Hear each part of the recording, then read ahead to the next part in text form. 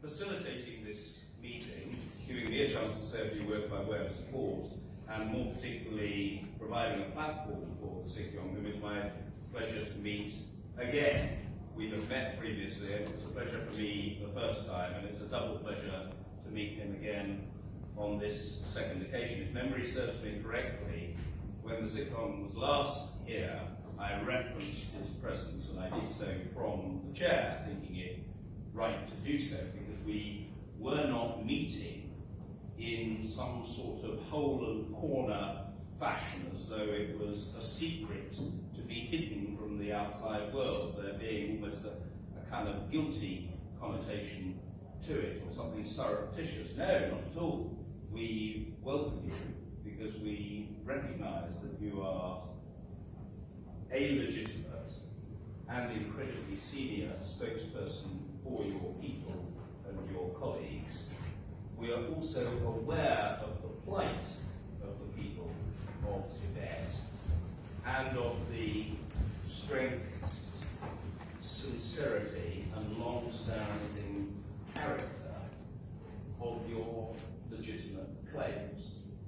And that was really the basis on which I wanted previously to welcome the Sikh-Yong to Westminster, and I wanted to do so again today.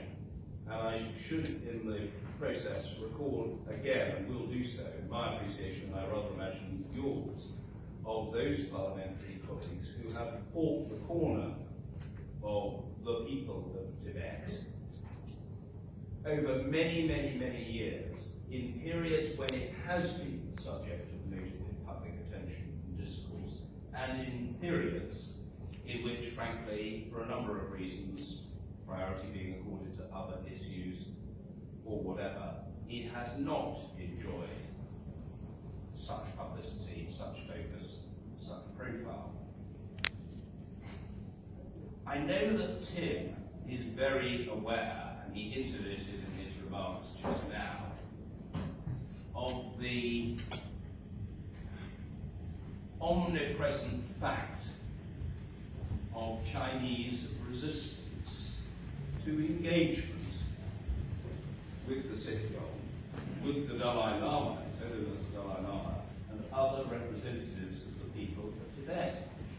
I hope that I say this with due courtesy, colleagues, that I often feel that the government of China does not readily appreciate that simply the expression of its view that something should not happen does not constitute just cause in the minds of democratic parliamentarians here or elsewhere for it not to happen.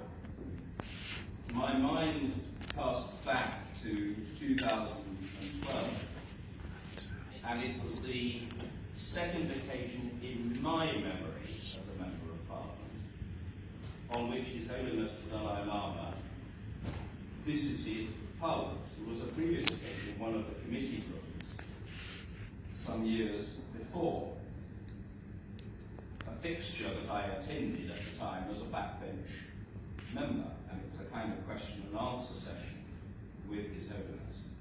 His Holiness came here in June 2012, if memory serves me correctly, for a lunch in Speaker's House, which it was my privilege to host, on the 20th of June 2012. Now, Tim was a government minister at the time, as was Norman Baker, and very supportive of the lunch. They were banned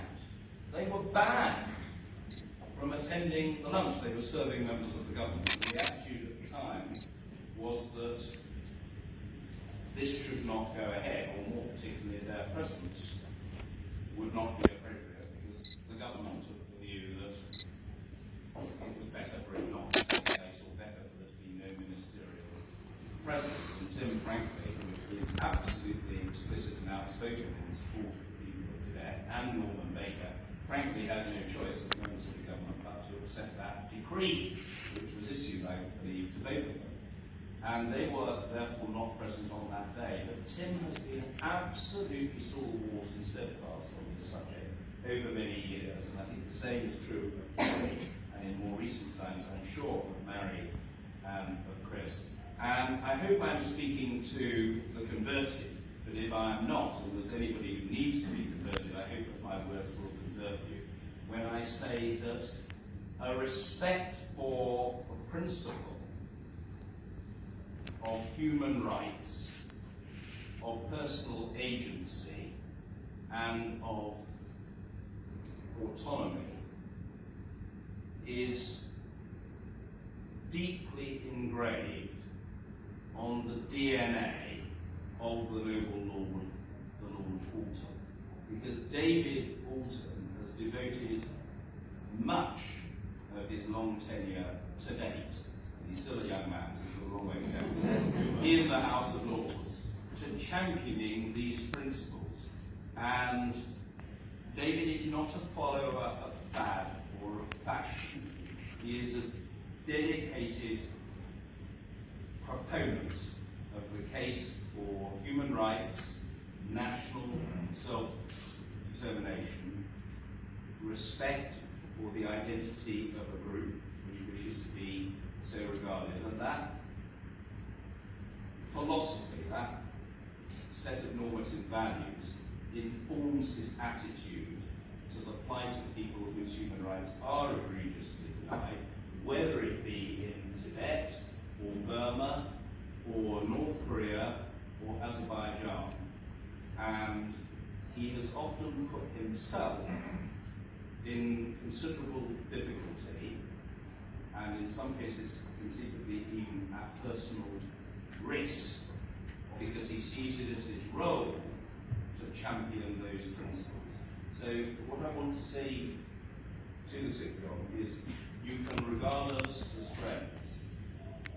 You are effectively the speaker for the Tibetan people in the Central Administration, essentially in exile, let us face it. And therefore I see you as a fellow spirit, and seeking to exercise your responsibilities, faced with vastly greater, and for me, unimaginable constraints. It is of a different order of magnitude altogether, but we do not shy away from recognizing you and expressing our support for you and declaring our belief in you and your cause and the cause of your people. That matters, and it needs to be stated explicitly. I don't want to labour the point, but the idea, my friends, that simply because the government of China disapproved of the holding of a lunch for His Holiness the Dalai Lama in Speaker's House, I was somehow expected to cower, to be reduced to a sort of whimpering non-entity on bended knee in pursuit of forgiveness. You know, it's not, I think, something that most of my colleagues would recognise. I have been criticised many a time and oft, sometimes flayed by my colleagues for my many weaknesses, which you could take a much longer speech than I am in a position now to deliver. To this, that I have not, in my experience, been accused of being wimpish or cowering in the face of threats or instructions or well-intentioned or otherwise advice. In this Parliament, we decide whom we wish to welcome and to entertain, and from whom to hear. And if other people don't like it, they are perfectly welcome to their views, but we are not in the habit of being told whom we can and can't invite, and to whom we do or don't offer hospitality. And if that simple message, I hope politely offered, displeases the government of China, which I accept is a very powerful government, and it's a very important country in the world, so be it. You know, I can bear the burden of the Chinese government's disapproval with such stoicism and fortitude as I am able in the circumstances to muster. It isn't, frankly, a great burden. My friend Ben Rogers, who is here today, who, like David, and from outside Parliament, he ought to be a member of Parliament or a member of the House of Lords, but sadly at the moment he isn't, who from outside Parliament, working as Asia Advocacy Officer for Christian Solidarity worldwide, champions this cause again, of democratic pluralism, of human rights, of the cause of autonomy, of self-government. in so many parts of the world. Ben, too, has put himself at personal risk and has experienced great inconvenience and what I would call at the very least disequilibrium in his life, because he sees it as his mission to promote these principles. And if people like Ben can do the work that they do, the least MPs can do is stand up for the human rights of peoples denied them.